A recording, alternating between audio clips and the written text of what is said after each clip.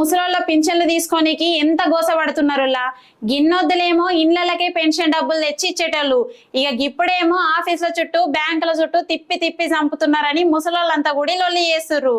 మందులు కొనుక్కోనికి కూడా ఇబ్బందులు పడుతున్నామని, అసలు పింఛన్లు ఏడిస్తున్నారో కూడా తెలియకుంటున్నదని గిట్లా బాధపడుకుంటా వాళ్ళ గోసని చెప్పుకొచ్చిర్రు.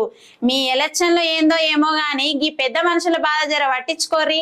అసలే ఎండలు ఎట్లనో మండుతున్నాయి.